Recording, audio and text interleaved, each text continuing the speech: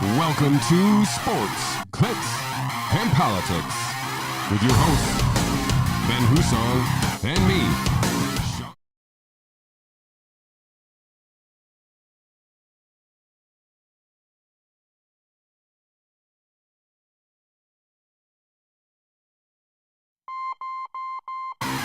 Welcome to Sports, Clicks, and Politics with your hosts, Ben Hussong and me, Shawn Hannon.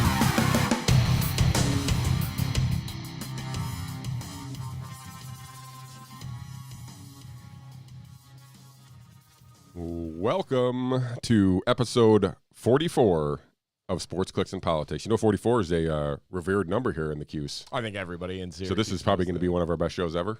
I mean, the competition's pretty stiff, but yeah, I think that the odds are good. Yeah.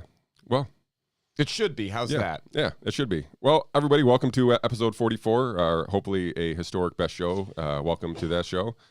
Bless you, Mr. Hussong. Sorry about that, everybody. Not off to a great start on 44. Yeah, we're 5 minutes late. We're good. I could have done it right into the mic. That's all right. Let's see. Well, thank everybody for joining us. Before we get started, please make sure to like, share, subscribe, and hit that notification bell, and you'll be alerted to new content when we release new content. Mr. Hussong, thank you for joining us. How was your Easter weekend? Awesome. Did you find, did you do a little Easter egg hunt, little chocolate bunnies, any of that good stuff? I mean, we did it all because our kids are still around that age where they're still into it, so it's fun. I don't really understand all of this of like trying to explain what Easter is to my children, and tying in a rabbit and chocolate and eggs is a little, tricky. But we just You're talented, man. You know what? I can spin a tale here and there. So we had a great weekend. Obviously, we opened up the ice cream shop last weekend, so things have been just nuts, like family dinners at 10 p.m. when we all get home. Our kids are all working in the ice cream shop. Life of a bartender, it sounds like. I think it's similar, except less alcohol. Wow. And then it was Sunday, we took off for Easter, so we kept the shop closed. And we went out to Buffalo, we visited my in-laws, and it was just I just don't want to do anything today. Like, I've been running 2 different businesses for the last week. I'm exhausted. I literally just want to sit around and eat food. You're never going to find a person who values doing nothing more than me. See, I think there's something to this. No. And you'll never find a person who does nothing less than me. So I need to rub off on you more. We need to hang out more. I guess that way we could balance each other out a little bit. So let's talk. So you missed last week's show, yes, because of the ice cream shop. Sorry, we didn't get to. No, it's good. In that show, we talked mostly about the legalization of marijuana here in New York. We had 2 interviews between the last time we talked to, one with Phil Magnus from America Institute for Economic Research and Bill Hammond from the Empire Center.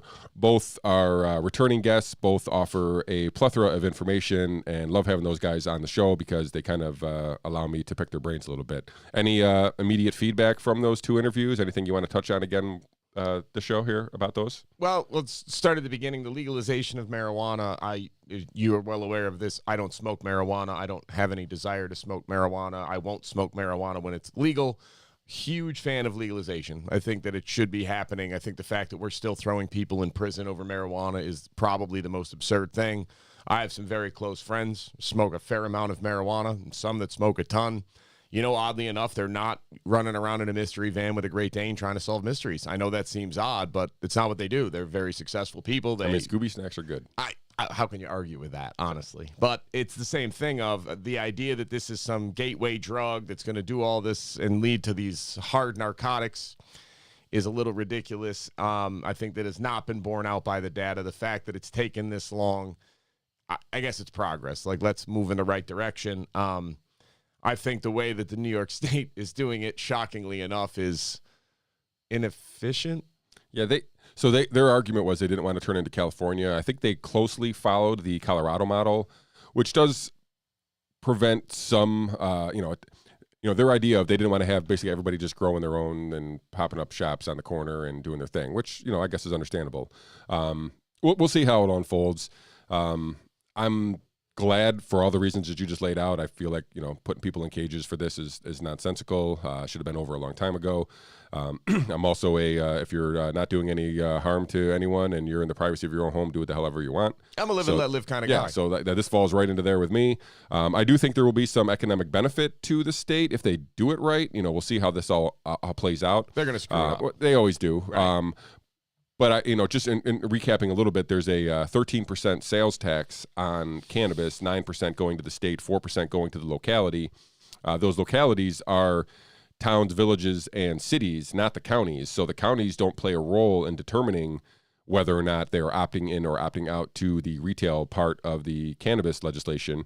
I believe all the other parts, like I'm assuming that if, I don't know, the town of Cicero or the city of Syracuse opts out, that those people who are opting out, the people aren't doing anything illegal. They're just not opting into the retail environment of the cannabis legislation. So I kind of hope that's not true, and that literally it's legal in one town but not in the other across the entire state. That would be quite an observational experiment for sure. But God, we'll see. I see. There's been a couple. I feel like somebody maybe in Amsterdam, a couple in Long Island, who have come out and said they're going to opt out. They have till the end of the year this year to opt out.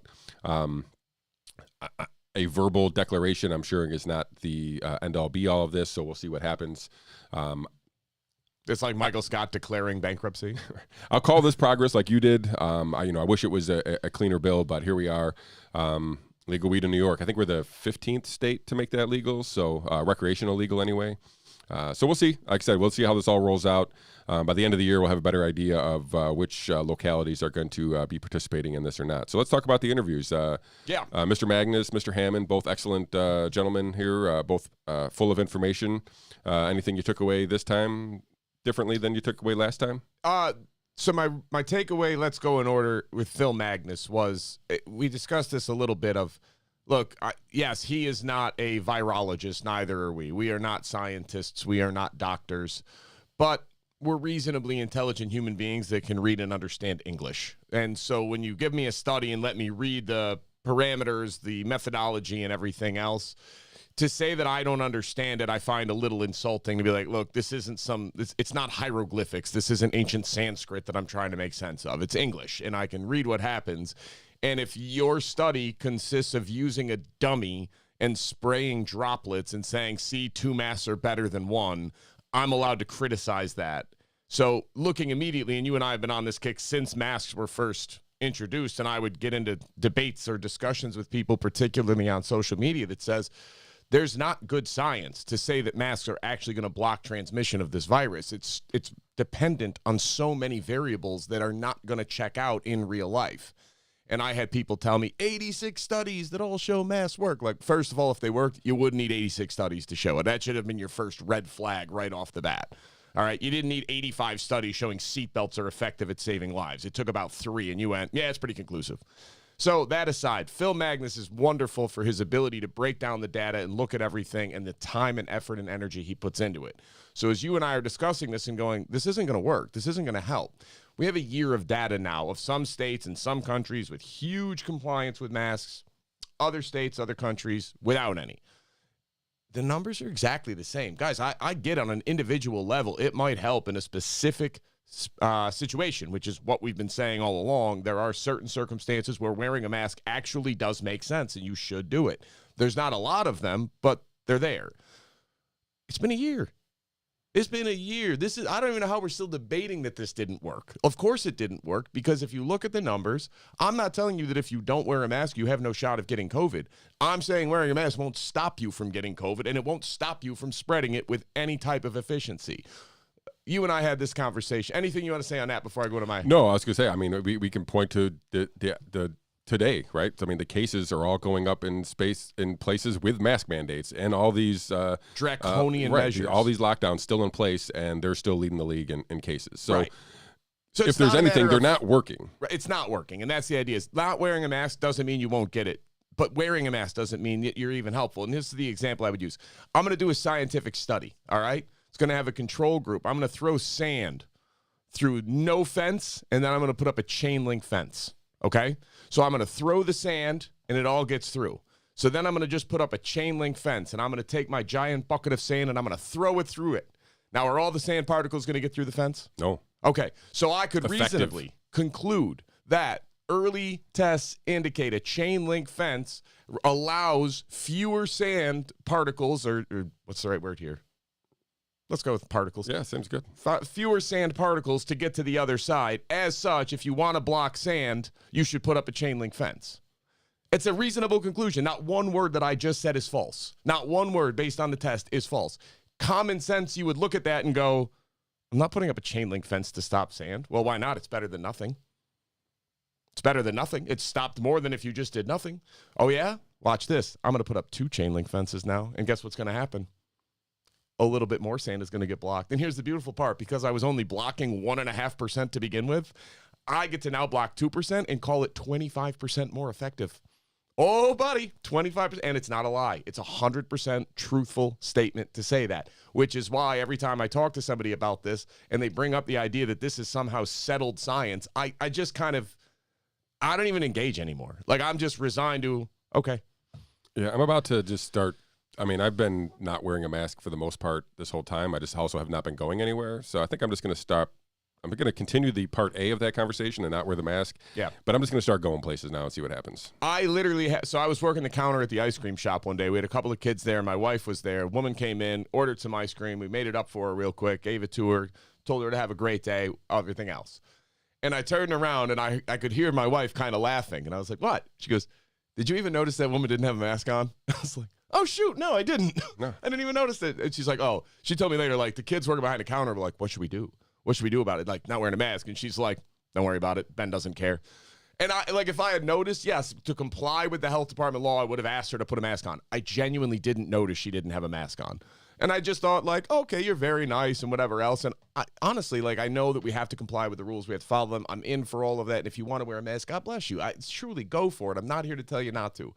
But the idea that a mask is going to be the difference maker between whether you do or do not get COVID is insanity. I shouldn't say that. It is not supported by the actual science or by the results we have seen from various areas around the country and the world. Sand grains, by the way. Sand grains. Thank you. You can thank the crowd there, where our chat is blowing up, giving us information here. All right, I got a Charlie's Ice Cream Pub in here too. So hey, all right. See, look at that. And I if the health department ever hears this, I swear to God, I would have asked her to put a mask on if I had realized it. I genuinely didn't realize that she didn't have a mask on.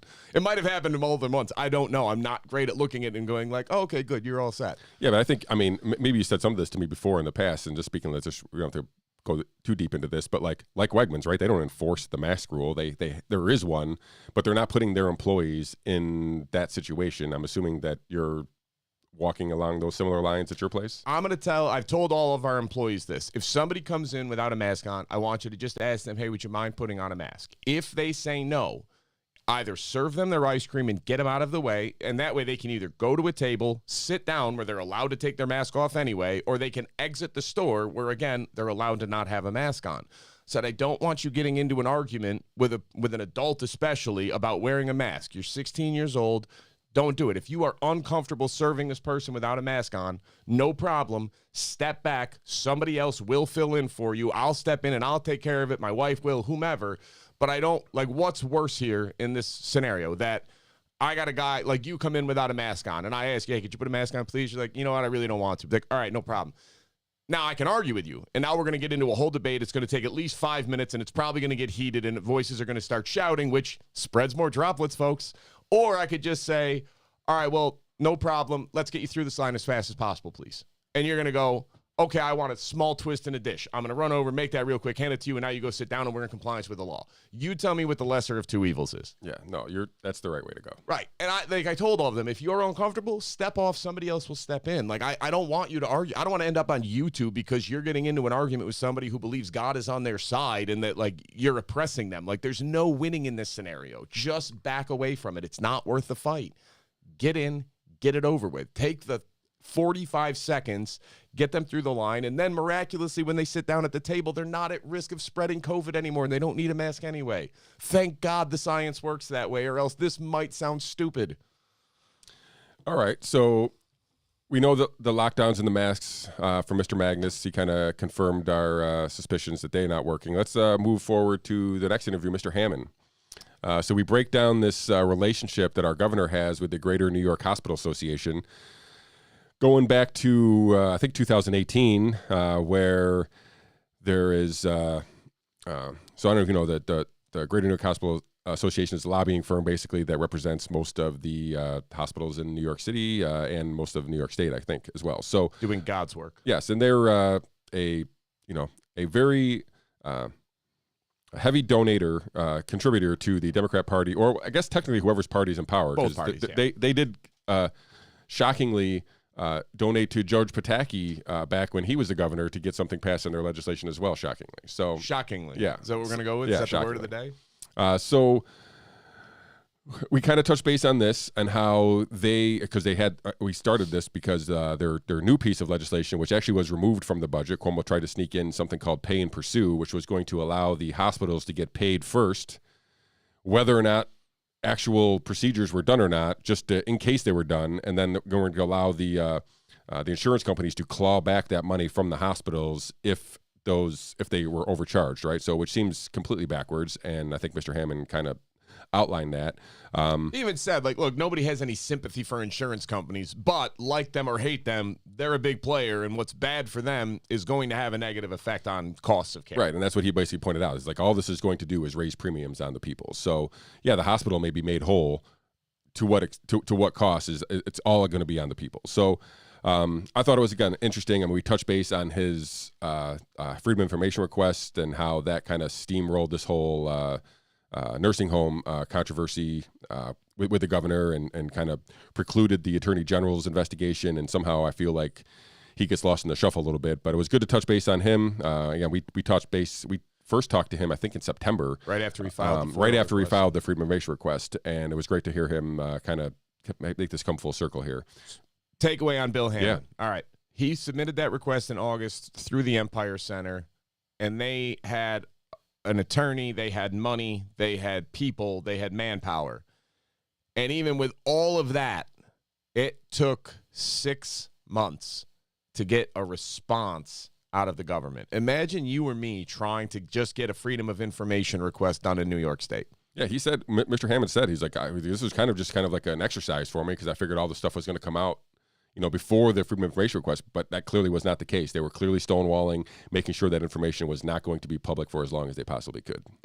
And he brought up a good point of there were so many opportunities they could have just snuck it into the news, like on a Friday afternoon, on Christmas Eve, the day of the presidential election. Like they had so many opportunities that they could have just put out unflattering information of what they got wrong, and it would have gotten buried in the news cycle because collectively, as a society, we have the attention span of roughly a goldfish.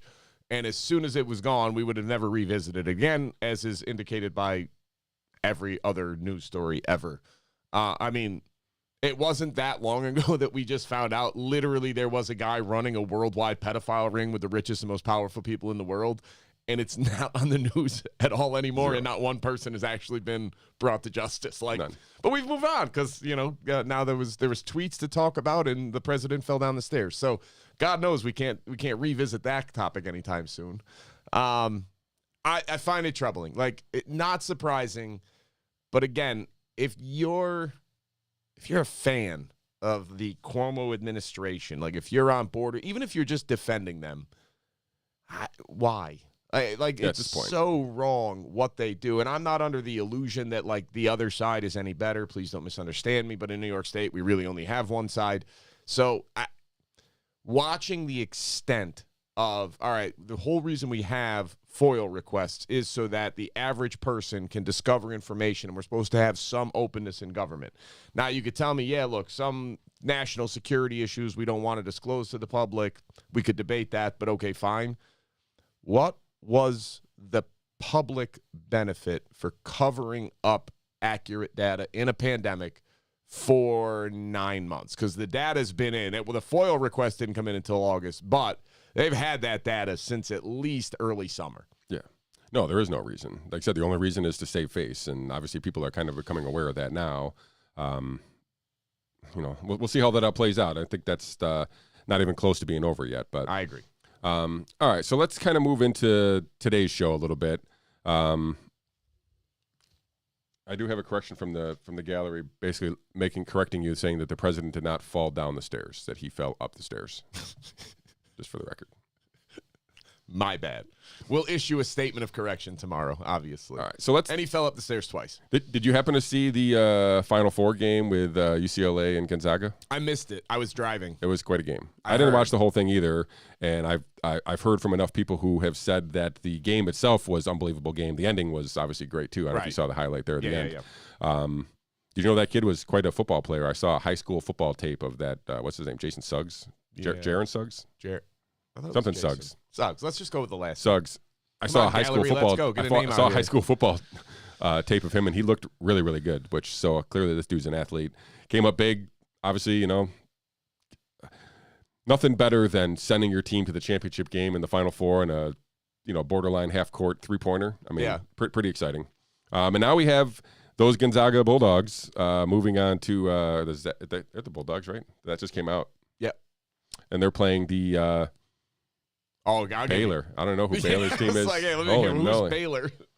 2 number 1 seeds. I think I saw 4.5 spread for Gonzaga. I expect it to be a decent game. I mean, I think Gonzaga was kind of the odds-on favorite at the beginning here, and they're still undefeated, right? I mean, I don't think they've lost a game yet. I think that's what I heard at the end of that was. Gonzaga is just so fast and so.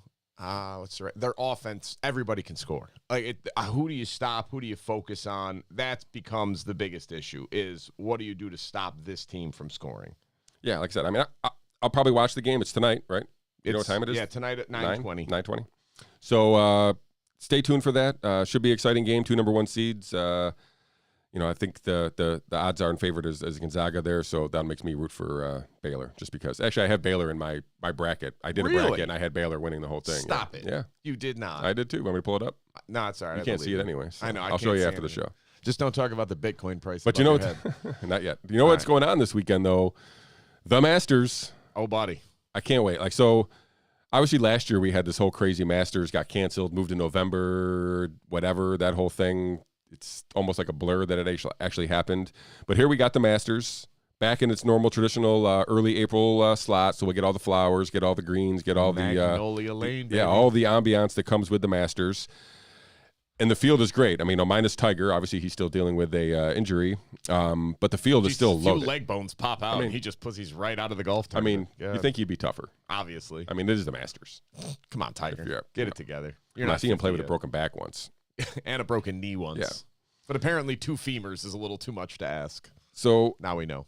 So I don't know if you have any horse in the race at all or somebody you're rooting for. I mean, I think the guys at the top, the Dustin Johnsons, the John Rahms, the Justin Thomases, those guys all, I'm sure have great odds. Actually, let me pull up the odds here. I think I have the odds pulled up here. Yeah, Dustin Johnson is 19. This is through DraftKings Sportsbook. So if you guys, if we pass sports betting in New York, which is I'm going to talk about here in a minute, you might be able to go to DraftKings Sportsbook right there in Del Lago and bet on these here. Dustin Johnson, 19-2 is the favorite. Bryson DeChambeau, 23-2. Jordan Spieth got a win this week. Kind of on the. This is his course too, man. If there's a guy with a better course record than Jordan Spieth, other than Tiger Woods, it's Jordan Spieth. He's 23-2. John Rahm, who's the guy I think is going to win. You got money on John Rahm? He's the top guy on my DraftKings team, except that his wife is expecting, and he has basically said, even if I'm winning, I'm bolting out of here to go watch the kids. So dude's got to get his priorities straight. A little risky taking John Rahm here, but I think his game is perfect. He's at 12-1, same as Justin Thomas at 12-1, and Rory McIlroy at 19-1. Those are kind of the big dogs. There's another 5 or 6 guys who I think are clearly legitimate to win, but it's more about it's more than golf, right? The Masters is like an event. It's in and of itself. Yeah, it's just this whole idea that it's got this pristine piece of land, and the best golfers in the world get to play on this every single year. It's set up, basically these guys are coming back to the same course, so history matters, and I'm looking forward to it. Like I said, it's my favorite golf event for sure of the year. It's one of the top 5 events of the year in sports for me. I'm looking forward to it, and I love it that it's back in April. I agree, and it's beautiful. There's a couple of things I love about the Masters. Obviously, I love the golf of it, the competition and the history, the meaning, the tradition, and everything else. Like, this is one you want to win if you're a professional golfer. Now, if you're not a golfer, there's a couple of things you can still get excited about with the Masters. Number one being, it is, for me at least, the indication of now it's springtime. Once we get to Augusta, it's spring. That's it. We're done with winter. Now is the time for spring. It's the time to think spring activities. And as somebody who despises winter, is a big deal. Number 2, I promise you, take this to the bank. You will never have a better nap in your entire life than listening to Jim Nantz call the Masters on Thursday or Friday afternoon when it's not like all excitement yet of Sunday or charging on Saturday, when it's just the early days.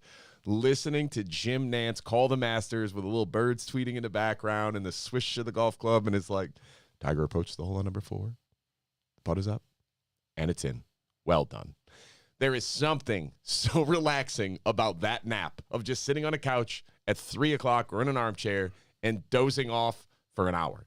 It is the best nap you'll ever have in your entire life. I'm not kidding. One thing also the Masters does better than anybody else is their app is literally unbelievable. That you can watch every single shot from every single player. Oh, yeah. It's unbelievable. So I wish more golf was done that way, especially for somebody who plays a lot of fantasy golf, to watch the players that you want to watch as opposed to watching the guys that they just put on TV. Right. Again, the Masters app is sick. You can watch every single shot. Live Aim video of corner, every single shot yeah. from every single player. It's great. Yeah, you can watch everything. And it is, and that's the thing is once you get into it, I also have a standing wager every year with a good friend of mine where we each pick a foursome and we draft like a snake draft type thing back and forth. And we just go and whoever's guy wins the top overall shot. Like a round of golf, a nice lunch, or like for last year we had to do a dinner because we didn't know if we'd be able to get out and play golf. So it was just a fun thing to do on top of it, just to add on. So I love this time of year. It's one of my favorites. This is the only week during the year that even if when I'm in my office, it's on TV. It's the only time I keep it on TV. The TV on all day is this week. Yeah, I feel a lot of people who aren't even avid golfers or golf fans, this is something that they kind of at least tune into. Maybe not Thursday and Friday, but Saturday and Sunday, I think you're always kind of tuning in. Listen, Thursday and Friday, take the nap. I'm telling you, you cannot beat that nap. It's incredible. I don't nap much, but that's one that every year I make a point on one of those 2 days to cut out early from work, sit in an armchair, recline, and watch the golf until Jim Nantz just lulls me to sleep. And it's wonderful. I feel so refreshed when I wake up. That's weird. I know. But listen, try it before you're going to knock me for it. I like naps, Try so you're not have to convince me too much. All right, let's stay in sports and politics a little bit and go to Georgia, back with the Masters. They're not boycotting the Masters, right, in Georgia? I haven't heard anything about other than Keith Olbermann. I was told Keith Olbermann said that they said pull the Masters out of Georgia. He's an idiot. Right. Oh, my God. So I'm not going to talk about that anymore. But anyway, so Georgia reformed some of their voting laws and caught the ire of a lot of the left. Oh, I heard it's Jim Crow 2.0. I heard it. I know it's Jim Crow 2.0. Now, mind you, they have minimum 17 days of early voting, and New York has 10. Mm-hmm. So I don't know. I'm not sure how. Oh, if you compare the two, we're suppressing the vote here in New York more than they are in Georgia. But anyway, and your senator Schumer has said, "Oh well, if we're pulling we should go to the Met Stadium. We should have the All Star Game in New York City because somehow our voting is better than Georgia's, which is not the case." Legitimately, everything they just passed, like, well, you can't hand out food and water to the polling stations if you're of a particular candidate's camp, right? Already the rule in New York. Yeah. We have 17 days of early voting now. Well, we only have 10 in New York. The other one was, well, if you go to the wrong polling station, it's going to be much harder to vote. In New York, you can't even vote at the wrong polling station. Right. I mean, majority of this is revolving around the IDs and the requirement of the IDs. But in Georgia, they're free, right? So, like, anybody can get a voting ID for free. So I'm not really sure where the ire is here. But what that did was Joe Biden, Stacey Abrams, who is I'm not sure what she actually is in Georgia anymore other than the losing governor candidate for governor. But she wrote an op-ed, and Joe Biden jumped at it, and they basically recommended that they move the All-Star Game away from Atlanta, Cobb County, heavy Democrat county, probably losing $100 million from that county. Those guys voted for Biden. So I guess they're just punishing themselves.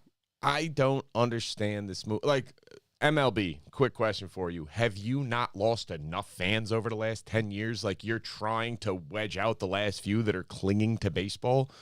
Baseball is not young, hip, fresh, or new. You know who watches baseball? Predominantly old white dudes. You know who you just alienated through this? Old white dudes. Do you not like money? Is that the problem? Are you trying to drive down Maybe this viewership? is their ploy. They think they can capture the young. There's no with shot. wokeism. The game is too slow. I'm sorry. I love baseball. I grew up playing it. It was the sport I was by far the best at, and by that I mean I was like slightly above a mediocre baseball player in high school. I started on varsity, so I was like a stud. Not really. It was the only sport I was reasonably good at. I love baseball. I love watching the game. I love the strategy. I love every part of it. I am not the norm. I'm not like the target audience. People like me are the exception to the rule. We're not, and I don't watch a ton of baseball. Like somebody asked me, "Are you going to boycott?" I was like, "Well, no, because I really don't boycott things." And number two, I maybe sit down to watch 5 games a year before the playoffs. So for me to boycott would be sort of disingenuous because it'd be like boycotting something I already don't do. I don't understand this. I think, look, this, in my opinion, is much ado about nothing. This is so over the top that it's laughable. Like, and it doesn't mean that I want people to be disenfranchised or anything else. I don't. Like, I want everybody to vote. You should vote. It's a great idea. How much up in arms am I supposed to? Like, how much of an imposition is it really for you to get a free ID sometime between now and the next election that you want to vote in? How big of an imposition is that really? Like, you don't have one opportunity. Right, and how is requiring an ID to buy beer not racist if requiring it to vote is racist? Like, how do you square that? Like, I don't listen. Doesn't make any sense to me. I don't know how accurate this poll was, but there's some things in the particularly. I listen both parties, but we're talking about the Democrat Party right now, so we'll stick with that. There's 2 areas where the Democrats are big on, and they're calling this thing racist. That's just not. One is voting ID. Like, look, we have the overwhelming majority of us have some form of identification. We do. Like, it's just you have to have some to do almost anything that you want to do. Rent an apartment, buy a house, drive a car, buy beer, buy cigarettes, write a check. I mean, there's a bunch of stuff rent that a car. Right. Yeah, there's things that need ID. Open There's a an reason investment why account, people have open a IDs. bank account. They're to verify the person is the person. Right. So that's one where you just look at it, and any reasonable person, like I always hear people, like some of the politicians in my family, of like, no, you don't even understand how, like, it's just racist that you're trying to do it. And I just stare at them like, look, I really don't care if you require IDs or not. It's not a big issue. It's not a hill I'm willing to die on. But the idea that it's so hard for minorities to get IDs has to be just the height of arrogance, of like, do you think so little of whether it's black people, brown people, poor people? Your president doesn't think they can even use a computer. It's so bad. Like, guys, this is nuts. How can you say this about people? Like, no, that's nuts to think that you think so little of all of these different groups of people that it's just not possible without your help that they can do something is, I have no words. It's condescending is the word. You're right. It's so condescending that I can't wrap my brain around it. And the other one is charter schools. Like, the party comes out so adamantly about how charter schools are like ruining things for the poor communities. And then they poll the people that live in the poor communities: black, white, male, female, brown, Asian, Native American, whatever. And it's overwhelmingly positive support for charter schools. They want charter schools. They want choice. And yet, for some reason, do you remember when Elizabeth Warren got called out by the one voter that came out and said, Pocahontas? Yeah, but yes, Pocahontas. And she's literally a woman, and this black woman who's a voter at one of the events comes up and says, I want to talk to you about charter schools and why you're opposed to school choice, because I'm really for it. And Elizabeth Warren said something political, and the woman said, well, didn't your children go to private school? She goes, no, my kids went to public school. And then literally 3 hours later, it was like, yeah, they went to public school until you had money. And then they all transferred to private school the minute you had money. So this is the issue, and this is what I mean about it being so condescending of like, and so I can't wrap my brain around how Major League Baseball reached this decision. You don't have the moral high ground. There is no moral superiority of this. New York's voting rules are at least as restrictive, if not more so. The idea that somebody who's poor can't get an ID that's free at some point in the next 2 years, it's just the height of condescension, in my opinion. It's so dismissive that I can't wrap my brain around it. It's like viewing somebody as a child that's so helpless that they can't do something or use a computer or go to the DMV or go somewhere and get this taken care of. So you're basically saying that they're not capable of buying a house, renting an apartment, driving a car, renting a car, buying alcohol, buying lottery tickets, buying cigarettes, getting into an R-rated movie. Like, all of these things require an ID. So the idea that this is racist, I just can't get there. And it's always people saying, well, it's not for me, but it's other people that have this problem. Can we find one person that comes out and gives me an example of why? What is so unique about your situation? And you work a lot of hours. I understand. That's tough. I do. I get it. You have to work. You got kids. You've got all that. Believe me when I tell you I can empathize.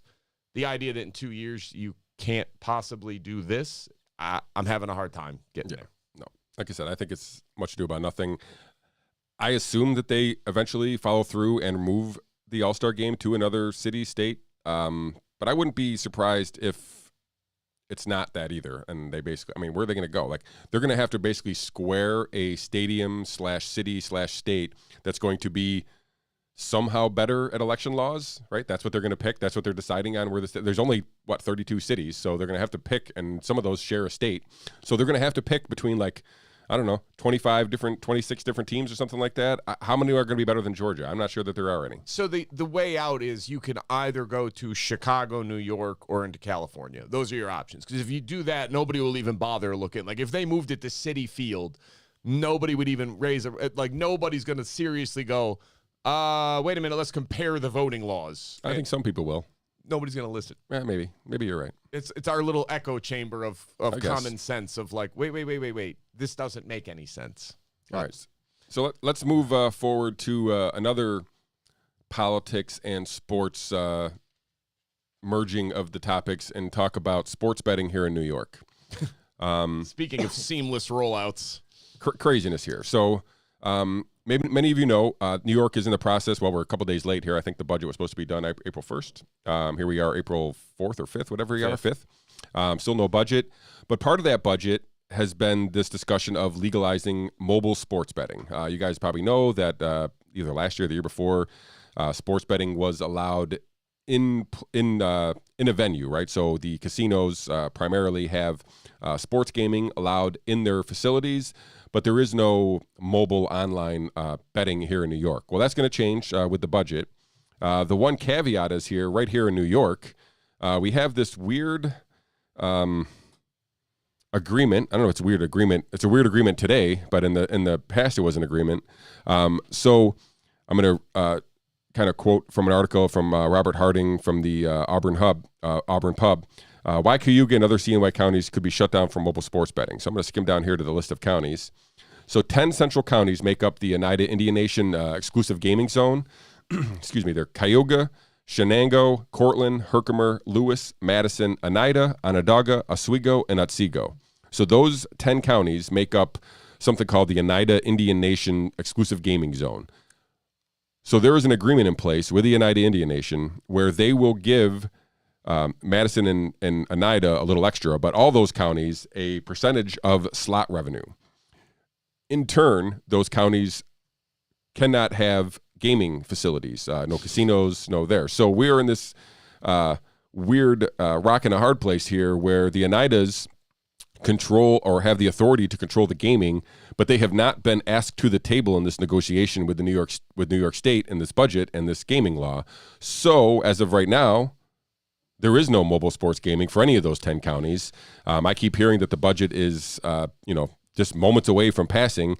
I have not heard any update whether or not this has been addressed at all. So for all the people here in those 10 counties, including ours and Onondaga here, it may be legal in other parts of the state. You're going to have to drive there to kind of participate in mobile sports gambling. So, that'll be fun. I don't know how this is all going to get settled, but it appears that right now there is going to be a large swath of upstate New York that is not going to be participating in sports gaming.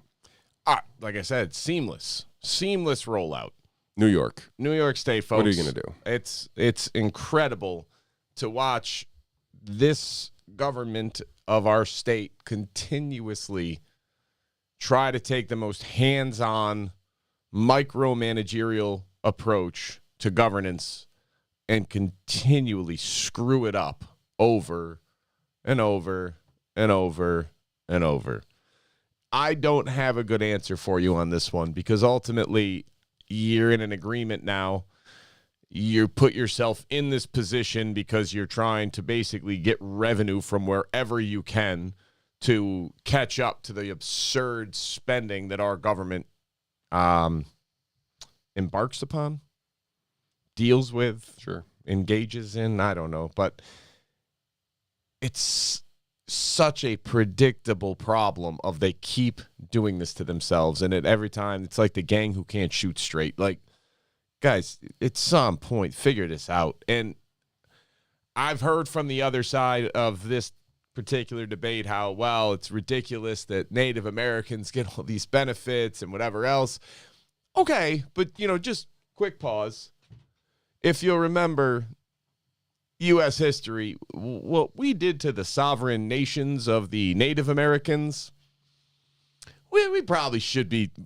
it's the least we could do. Yeah, I think that's the way to put it. Like, if you want to read some really messed up stuff about one government doing to another group of people, you have to look no further than our dealings with the Native Americans as we were manifesting our destiny and moving out westward. That maybe it's the least we could do. Maybe just in perpetuity, that's the least we could do, because that was unbelievable. Yeah, it was terrible what we did. I say we like I was there, but our government, our country, that this is what it did. And even like we're big on comparing things to what other people are doing at the time. Even by the standards of the time, that was really messed up. So, that aside, it is legally speaking a sovereign nation, and that was the agreement we signed with these sovereign nations, and we have these treaties. And now the states are negotiating with a treaty, which is a little bit of a legal quagmire, but okay. How do you get out of this? Yeah, I don't know. Like I said, I'm not sure there's a way out of it. You throw money at the problem. I don't know what the reason is, but for some reason, the United Nations has not been involved in this legislation, so they have not been brought in for any part of the negotiations. I'm not sure what the reason is behind that, but clearly there's going to leave a gigantic hole in the middle of New York State if this passes. Yeah, like I said, well thought out, no mistakes made ever. Thank God we've got these benevolent leaders above us. We are so competent, efficient, and effective. Thank God. That's what we vote for him for. Where's that libertarian country again? Liberland. Liberland. Yeah. What's the climate like in Liberland? It's not great. All right, never mind. Let's move forward to another one of our favorite topics, Ghislaine Maxwell / Jeffrey Epstein. Yeah. So she's got herself in more hot water. Is that if that's possible? I mean, it's possible. Clearly, if you know her history, she's got a bunch of boiling pots of hot water here. So sure. Ghislaine Maxwell faces 80 years in jail over new sex trafficking charges involving 14-year-old girls. So this is a new charge from a new victim. This dates from 2001 to 2004. All the previous allegations have been in the 90s. So this is a new allegation. Not saying that the allegation is new, but the charges are new from this allegation. So I'm assuming this is being investigated, and now we are moving forward with this on top of all the additional allegations that she has. So this one involves a 14-year-old girl, and one where little, kind of give you a glimpse of what she's done.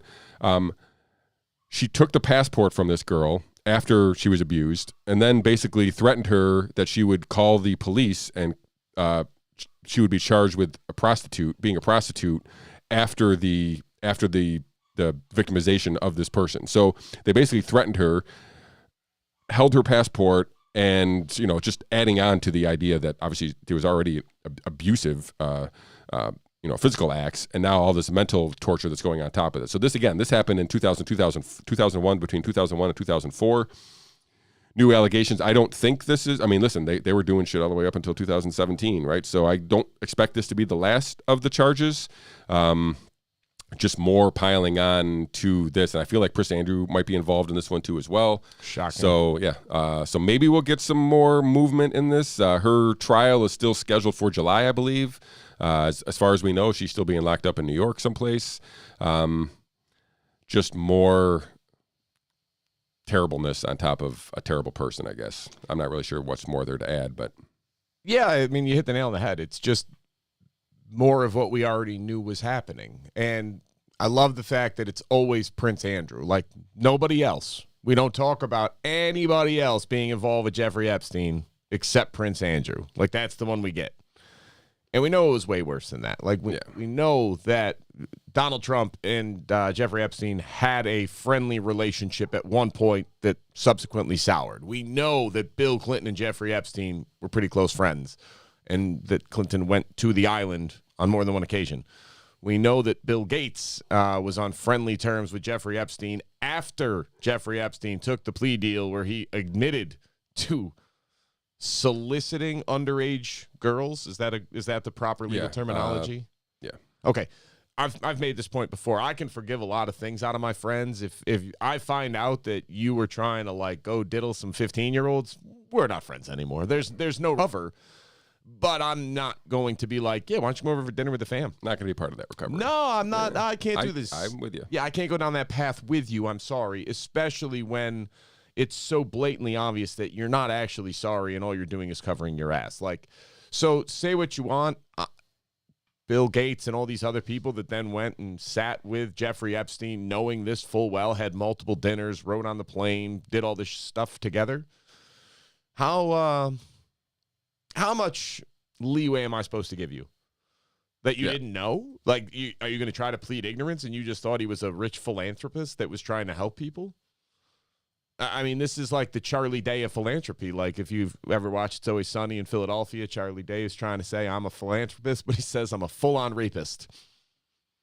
Okay. Who knew that would come in so prescient as to this story? But the guy's a rapist. He's an absolute piece of human garbage. Ghislaine Maxwell is no better. Like, they did this stuff, and I think the really scary part, and I don't know if it's scary, it is scary, and the really depressing part is our government, at a minimum, knew about it and allowed it to happen. And no doubt. Possibly even funded it. Like, it was, in all likelihood, I'm not going to say anything with certainty, but in all likelihood, it was either us or Israel. It was either the CIA or the Mossad that was funding this and making it happen. You're going to tell me the other intelligence agency didn't know? Yeah, no. These people all knew, which is, again, been my biggest... Horrifying. All that is true. But my biggest question is still to what end, right? So, like, all these people in play, all these people compromised, to what end? What was the Epstein crew getting out of all of this? And that's pretty much what I think is the, I don't know, going to be the one scariest thing that if we ever do find out, that's going to be the one thing that's going to break us. So anything else on the Ghislaine Maxwell, anything? Because I'd like to talk about the greatest thing in the world, vaccine passports. Can we at least end with Bitcoin or something so we can end on a positive? Bitcoin, where's Bitcoin? 58,948. Still doing good. End with it. Let's talk about the vaccine passport. This thing got a lot of attention. It got a lot of attention here in libertarian circles real quickly too, because I'm trying to pull up this Libertarian Party of Kentucky. You may have heard that these guys got in a little bit of hot water a little bit by comparing the vaccine passport to the yellow badges of the Auschwitz camps. Sure. I'm looking for the tweet so I could quote them directly. So, I mean, obviously, it's not okay to compare anything to Auschwitz and to compare. Like, I always equate this to like when people talk about other slurs like boomer or whatever else for different age and demographics, or calling an Italian Fredo, and then people come out like that is no different than the N-word. Yeah, it is. You want to know why? Because right now on this minimally broadcasted publication can say Fredo and boomer. You know what I can't say? Yeah, you do. So, inherently, it's different. Yeah, so let me read the Libertarian Party of Kentucky's. This is the state party here of Kentucky. So they're posing a question. This is March 29th. So this is right after Biden basically floated the idea of a vaccine passport. It's like, and this is the tweet. Are the vaccine passports going to be yellow, shaped like a star, and sewn onto our clothes? Right? Now, I get all of what you're saying, making the comparisons. That being said, that wasn't really a comparison. That was was a comparison to the run-up, right? Yeah, which is like a tongue-in-cheek thing. But it is, I think, listen, I understand why people were. I think they did try to make the comparison, but I think they actually made an accurate comparison. I mean, this was something that, okay, when they were told to sew yellow stars onto their clothes, nobody thought that they were going to be used for something else, right? So this is the idea that this vaccine passport is not going to be limited to COVID, so that there's not going to be a temporary COVID passport, that it's going to be for all health issues and other things, which is where, even the ACLU is like, okay, this thing is not, like, I'm not a huge fan of the ACLU. They've seemed to kind of tip a little bit too far to the left for me. Mm-hmm. But even here, they came out and said, hey, this is, we're going down the wrong path with this. You should be concerned about this. Like, absolutely should be alarmed. And here's the thing. If I've learned anything by my years of listening to people make comparisons on both sides, just throw in the word dog whistle and it's all okay. It's like, this is like the dog whistle of the gold stars leading up to pre-Holocaust Germany. And then it's okay because you said dog whistle and then it's fine. See, there's rules here. You just got to learn them. And so I'm going to bring up some of the ACLU. So they basically said, I'm going to kind of shorten some of their review of this here. Digital credentials present a number of new potential problems and would be opposed a vaccination. We would oppose a vaccination credential system that does not meet 3 crucial criteria. And I'm going to list the criteria. Good. It's not exclusively digital, so they want a paper trail. It is decentralized and open source, so that it is, not being, there's nobody who can pull the plug or control the data.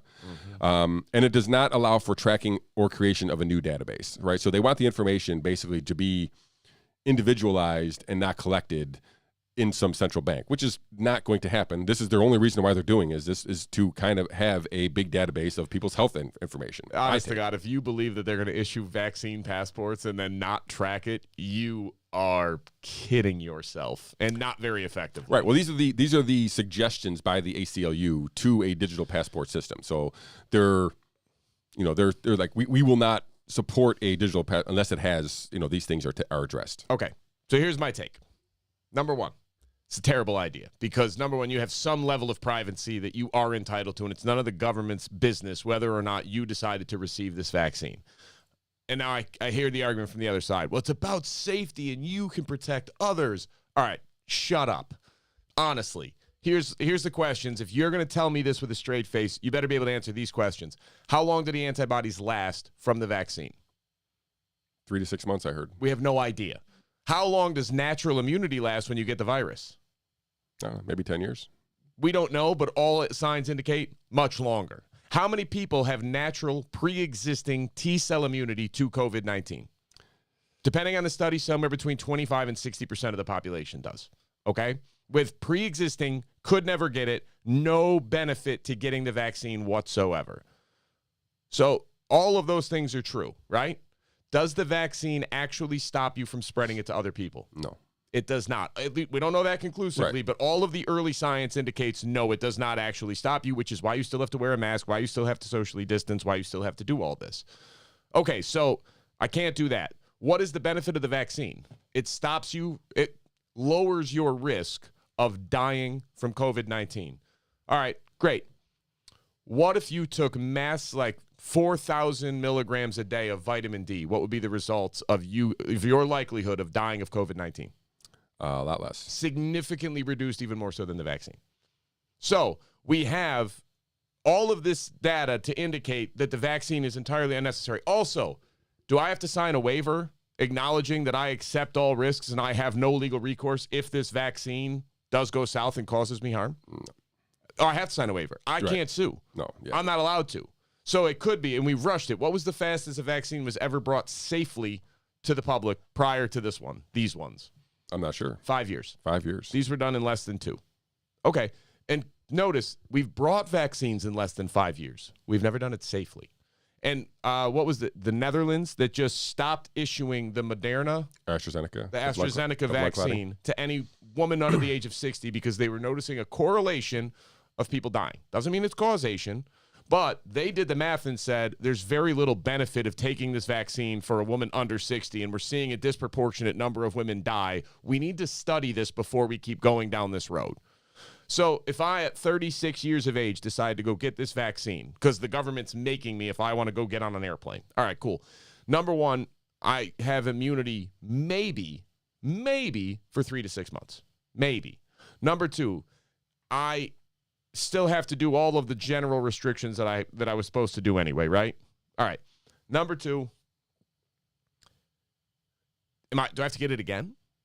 The vaccine. Yeah, do I have to go get another one? Or what if SARS-CoV-2 does exactly what SARS-CoV-1 did and come on very hard, spread very fast, have a few variants pop up here and there, and then completely burn out in 2 years, which is what is typical and what you would expect from SARS-CoV viruses. Doesn't mean it's going to happen, but again, play the odds. Oh, wait, and here's the best one. Hey, Shawn, what are the incidents of asymptomatic spread of COVID-19? Almost nil. All right, so just about zero. Right. Pre-symptomatic spread, also very low.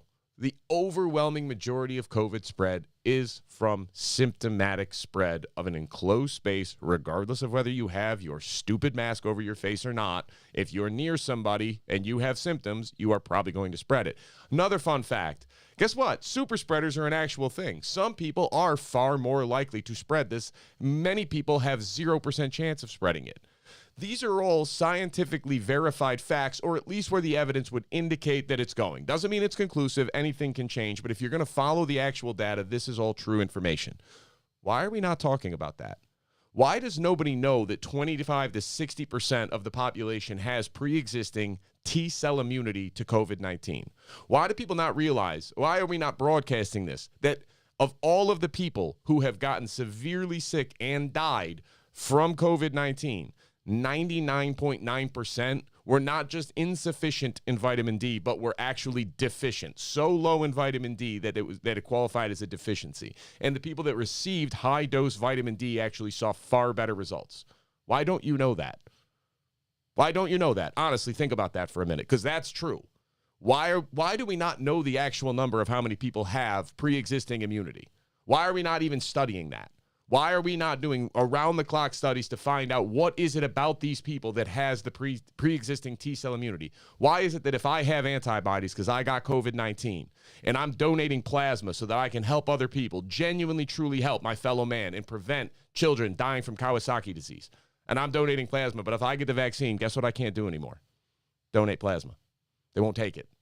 Because the antibodies generated by the vaccine replace the longer-lasting, better natural antibodies existing. There are so many red flags about this, I can't even begin to fathom how anybody could look at you and guilt you or question you when you say, no, I'm not getting the vaccine. And I tell people this all the time. I don't tell them not to get it. I just say, no, I'm not getting it. Oh, my God. Why? And then I ask those questions. And then every time it's like, if it wasn't safe, then the scientists would be coming out. Like, right, because that's what we're known for. We've changed a lot since our days in dealing with the Native Americans. Our government is truly benevolent now and not at all corrupt, obviously. The Tuskegee Airmen would argue otherwise. I had this conversation recently, and the Tuskegee Airmen is a phenomenal example. Can't figure out why black people are a little hesitant to get a vaccine from the government. Read a history book. Everybody should be a little bit hesitant. Everybody knows how completely morally bankrupt Big Pharma is. There's not a secret. It's not like a question. There's a reason that you still have to pay an absurd amount of money for insulin, even though it was patented in like 1920. They keep making minor tweaks to it to make sure that you still have to pay for it. There's a reason all these life-saving drugs end up being 10 times more expensive. It's because they don't have your best interest at heart. They're not evil. They're sociopaths. They don't care. They're out to make money. Fine. People running around and doing the going to battle, all right, for these pharmaceutical companies and pushing this vaccine with such little data, like you haven't even bothered to read the studies. And I had somebody tell me, like, no, there was a study just done in Israel that showed that it does stop you from spreading it. Really? Did you read the study? No. All right. After you read the study, come and talk to me and tell me if you think that is a conclusive reasoning, or how much of an effect does seasonality have on COVID-19? Huge impact of seasonality. Maybe there's a reason that all the states, regardless of shutdowns, masks, and social distancing, all saw pretty similar curves at pretty similar times based on when their normal flu season is. Weird, right? Almost like some influenza-like viruses have a seasonal nature to them. What a shock. The fact that everybody is now turning around and doing with an unverified vaccine, both for efficacy and for safety, because we don't know. I do believe the vaccine is probably safe. I want to clarify all of this right now and say I believe it probably is safe. I don't know that for sure, and neither does anybody else, because it's not long enough of a time. And if you're my age and my health, this virus poses a statistical 0% threat to you. And even if I got it, it doesn't mean I can't pass it on to somebody else. And I might only have antibodies for 90 days. The whole time, I still have to do exactly all the same precautions I'm already doing. All right. The fact that you people, and I shouldn't say it like that, the fact that some people are so adamantly carrying the water for these pharmaceutical companies is the most mind-boggling thing I have ever seen in my entire life. Apple would kill for this kind of brand ambassadorship. People are running around like trying to guilt their neighbors, friends, and family members into getting a vaccine and acting as if they understand anything about what's going on when they have read none of the studies, they've looked at none of the data, they're not questioning anything. When will we ever learn you cannot trust these people blindly? You can't. Well, I shouldn't say that. Obviously, you can. You shouldn't. They haven't changed. They are who they are. It's not that they want you to die. They just don't care if you do. That's the reality. It's not top of the priority list. Yes, some of the people who develop the actual drugs are very altruistic and just trying to help their fellow man. And then it's weird how the CEO of all these companies end up making these billion-dollar salaries after their stock options come in. Yeah, I mean, I didn't see anybody giving the patent to the COVID vaccine for free, like Dr. Salk with the polio vaccine, right? Dr. Salk with the polio vaccine. Just gave it away. Said, hey, this is, there's no reason for me to make money on this when basically the betterment of humanity depends on this. Right. And the 4 guys who developed insulin sold it for $1 to try to protect the patent. That's what they got out of it. They made $1 each. So the whole vaccine went for $4, $1 each. Then a pharmaceutical company, and I don't recall which one, bought it, tweaked it a little bit, and then started reclaiming it over and over in perpetuity that they make minor changes to insulin so that you have to continue paying an arm and a leg and they can't be just generic forms. This is nuts, all right? I'm not, and if you think this is so separate and so different, you sure?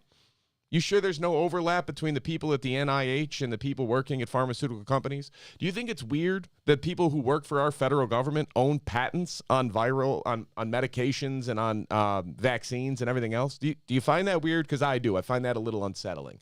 I'm not saying it's necessarily wrong, but it certainly is a factor in when I'm making my decisions about how much faith to place in both our bureaucracy of government and Dr. Anthony Fauci, the highest paid government employee in the entire country, makes more money than the president. And he's been in office for 40 years through multiple different administrations across both political parties. Maybe that's because he's just such a brilliant scientist that he's irreplaceable. Or maybe it's because he's a really good politician and he knows what he has to say to get things done. I'm going with B. If you were going to play the smart money, I would probably go that way too. So you want me to put all this faith in bureaucrats, politicians, and big pharma. Hard pass. Yeah, and I'm not telling you not to get the vaccine. I actually read the literature. My mother got the vaccine. She asked me about it, and I told her flat out, listen, if I was in your shoes, I don't think I would get it, but I understand that you would, and I'm not going to talk you out of it. Good for you, because COVID is an actual risk to you at this stage in your life. My father refused. I said, good for you. Same age. No difference. And I just said, you know what, good for you. And my mother is a nurse practitioner. So all these people that she works with at the hospital are like, what do you mean your husband is not going to get the vaccine? Why don't you make him?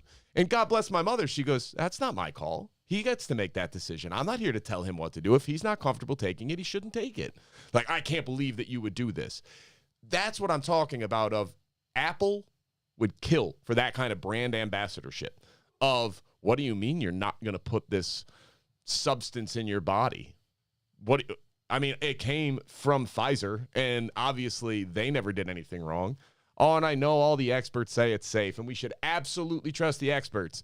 They were only wrong about hand washing, Oxycontin, recreational drugs, cigarettes, alcohol. The food pyramid. Oh, God, the food pyramid. And that was the other one. Oh, checklists in emergency rooms. They got that one really wrong. Think like how many things smart people, and I'm not calling them dumb, they are smart people, but how many things they have gotten wrong over the years to believe that they suddenly now are impervious to mistakes, even when the majority agrees, is just the height of arrogance. We are the most modern time in the history of the world, correct. But guess what? In 1980, they were the most modern time in the history of humanity, too. We are not beyond mistakes. So I'm not telling you what to do. You want to get the vaccine? God bless you. You feel more comfortable getting it? Good for you. Go after it. maybe dial down the certainty and your moral superiority for a few minutes. And if somebody opts not to get it, maybe that doesn't make them a bad person. Maybe that just means they feel differently than you. And shockingly enough, that's okay. Congratulations, because ultimately, if you start looking into what the actual benefits of this vaccine are and you still decide to get it, God bless you. But I guarantee you, if you actually fully understood even the stated benefits, the stated claimed benefits, you would never again guilt anybody about choosing not to get it, because it's a joke. Yeah, and like I said, two separate things there too. I'll support anybody getting their vaccine if that's what they think is in their best interest. I'm never supporting anybody trying to give a vaccine passport to anybody. Like, God, it's no. just it's a step too far.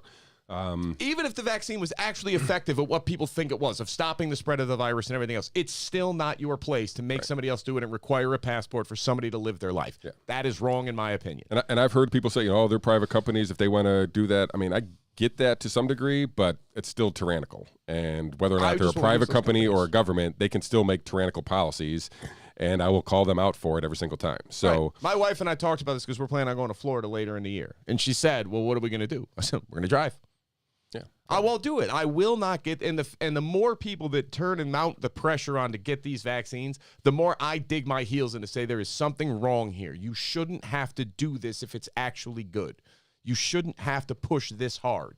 There is something wrong with this. And I don't think it's they're trying to kill everybody or microchip everybody.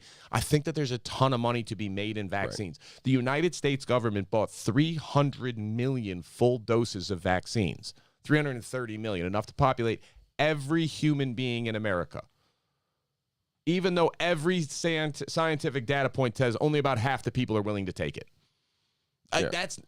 Think about the money that you're making if you're one of these pharmaceutical companies. I do think now that most states are to the point where pretty much anybody can get it, 16 and up for almost everywhere is where they are now. You're going to start seeing those backlog of vaccines that are unused. You're going to start noticing them. I mean, they talk about the thousands of open appointments now here in the county. I'm assuming that is similar other places as well. And you're going to hit a point where everybody who wanted the vaccine got the vaccine. And if you're going to try to force everybody else into getting the vaccine with a vaccine passport, you're going to fail. Right. Here's the thing. I will state this now, and I will maintain this. This has been my position ever since I read even the early studies on the vaccine and what they were claiming were the benefits. There is no reward they can offer and no punishment they can threaten that will result in that needle going in my arm or the arm of any one of my children. No chance. Because there is not enough benefit to justify the risk. And if you think there is no risk, you are just mistaken. I'm not telling you it's a huge risk. Like I said, I believe it's probably safe, but there's still a risk involved. We are seeing a correlation of people dying and nobody's reporting it. It's concerning. All right. Meanwhile, everything that was related to a COVID death got reported without a second thought and ran with immediately. But people dying right after getting the vaccine and the uptick in deaths in the vaccine in nursing homes after administering the vaccine is real. It did happen. It does not mean it's causation, but there's at least been a correlation. So the idea that this is completely risk-free and that we understand all of this technology and mRNA and what it's doing to your genetic code and how your genetics are responding to this, maybe. But the idea that we couldn't be wrong, the idea that the scientists and the doctors can't be mistaken or can't have an error in their projections, that's not supported by any reading of history, any reading of science, or any common sense. Of course they could be wrong. So, of course, there is some risk. What are we doing? Like, why are we encouraging people that had the virus and have antibodies to get vaccinated? Yeah, it makes no sense. That's crazy. We know the vaccine, or I shouldn't say we know. All the available evidence indicates, yes, we had a few people get COVID twice. It's so exceptionally rare. Guess what? You're going to have people that get the virus after they got vaccinated too. And it's going to happen way more often than people that had the regular occurrence. It's almost all of those people who were reinfected were people who had some kind of immune deficiency. It wasn't like they were just normal people. They had some underlying condition that made them more susceptible to getting it again. So you want to know what you can honestly do to protect you and yours from getting COVID or getting really sick or dying from COVID? Take vitamin D every single day. Couple hundred to a couple thousand milligrams. Anthony Fauci even said he takes like 8,000 milligrams of vitamin D a day. Yeah, any location above the 35th parallel I've seen, basically you're vitamin D deficient. Automatically. There's some that, like, basically you even in this analogy, somebody said, even if you were running outside naked every single day, you're not getting enough. There's not enough vitamin D just through the sunlight. You should be taking a supplement. So if you take vitamin D, if you exercise and eat right, you're again, there's a bolt of lightning that can strike, and I understand that. But even if you don't exercise, even if you don't eat right, if you continually take vitamin D and you get your levels to the point where you have sufficient levels of vitamin D in your blood, the odds of you getting very sick and or dying of COVID-19 is practically zero, is statistically zero. Again, 1 in a million shot, it could happen, obviously. But it's not supported by, it's more protection for you than getting the vaccine. How's that? It's a safer option than taking the vaccine. We know there's very little risk with vitamin D. Do you know how much vitamin D you have to take to get to like a toxic level? A lot. It's insane level, more than you would ever ingest. So this is my point on all of it is just, look, I get it. We're all scared. We all want this to be over with. But the government is basically stating the beatings will continue if morale does not improve. So now take this medication or don't make me hit you again. Like, what? No. No, this is not right. I'm not going to take a COVID passport. I absolutely will not take a vaccine passport. No, it's none of your business. If my personal health information is not your concern. I don't know if I told you this last week on the show. The Veterans Administration called me on my cell phone like 2 weeks ago, right after they opened it up for all veterans, speaking of things that make a ton of sense, and said, hi, this is so-and-so from the VA. We were calling to see if you'd be interested in getting the vaccine for COVID. I said, I wouldn't, but thank you. And she said, oh, okay, no problem. Well, would you be okay if we contacted your primary care physician and informed them of the benefits of encouraging you to get the COVID-19 vaccine? And I went, no, I'd prefer you don't do that either, actually. And they said, okay. I said, all right, well, thanks for your time. Bye. And that was it. But that whole thing is just so unsettling of like, what do you mean you want to call my doctor and try to convince them to do it? What? No, I don't want it. It's okay with me. Yeah, and that's where they talk about, well, if it's private, like the government's always going to be involved, even if they try to claim it to be private and voluntary. The government will find a way to get involved. Because they got to oversee it for our protection, Shawn. They can't risk these evil private companies just selling your information when they can take it for free. Exactly. And do whatever they want with it that are far worse things. So, yeah, I'm shockingly enough very anti-vaccine passport. And no, I'm not equating it to the Star of David being sewn onto the Jewish people in pre-Auschwitz Germany. I'm really not. I'm telling you just from a standpoint of... the people in Israel are equating it. I saw that. I get it. Like, look, that... I mean, they actually drew the passport and then drew an arrow and then drew the yellow star. Like, this is leading to this. Right. I'm just saying it's way outside of my comfort zone, and there is no... You can't justify this. And this is the point that you and I hit about the restrictions a while back. If it worked, we could debate the merits. If this vaccine actually stopped you from spreading it, we knew that for a fact, and had long-lasting immunity, then we could debate whether it was okay to make people get it or to have these passports. We could debate the issue of the pros, cons, cost, benefits. It doesn't even do that. We have no idea if this stops you from spreading it. The early indications are it doesn't. Yes, the one study out of Israel that was so laughably flawed came out and said potentially maybe it might even maybe a little bit reduce the spreading for a time. Oh, buddy, that's conclusive if I've ever heard it.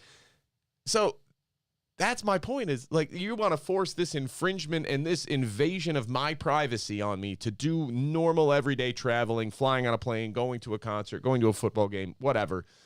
Fine.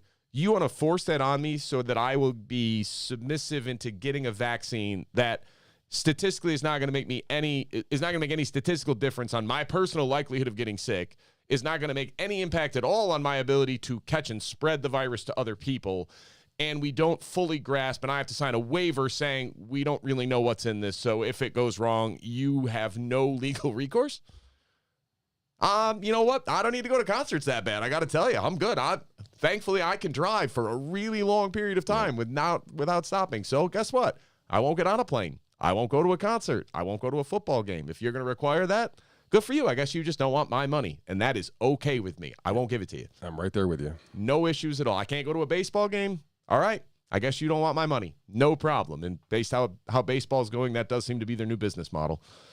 Maybe they do like the whole COVID no fans thing. They have cardboard cutouts in their audience. It makes them look more full than they really are. Probably. I mean, for most of the league. All right. Mr. Hussong, I feel like we've left the crowd with enough information to ponder for a week. Next week, I don't know yet whether or not there's going to be a show. I will be out of town on Monday the 12th. Selfish. And I haven't figured out how that's all going to work yet. So if there's no show on the 12th, there will definitely be a show on the 19th when I come back. Maybe I'll try to find something if there is no show to release on Monday in its place. But maybe we could do that experiment with the chain link fence and the grains of sand. Grains of sand. Not the particles, the grains of sand. We could do that very experiment. Informed. We have a very informed audience. We could just, imagine the conclusions we could draw. Like, see, there's drops on the ground. There's grains. Successful. Chain link fence works, folks. All right, inarguable. Don't doubt the science. Don't All doubt right, folks. Make sure you like, share, and subscribe to the channel. Hit that notification bell for our next content, and make sure you share this with all your friends and family. And we'll see you all hopefully next week, if not in 2 weeks. Mr. Hussong, would you like to leave the folks with anything before we leave? Listen, thank you. We really appreciate you guys coming in and joining us every week. I have a blast doing this. I admittedly probably don't have time to be doing this, but I enjoy it so much. And if there's anything you want us to discuss, research, look into more, let us know. But sincerely, thank you guys for watching. Thanks for tuning in, and thanks for engaging. And also, thanks for giving me the word grains. I really needed that. I could not come up with that word. Yeah, and if you want to even go one more, other than like, share, and subscribe, you can go to anchor.fm/SCAPP, SCAPP, and you can fund the show. You can help support the show with minimal contributions, a one-time or recurring. But check us out if you'd like to do that. And on that note, we will see you all hopefully next week, if not in 2 weeks.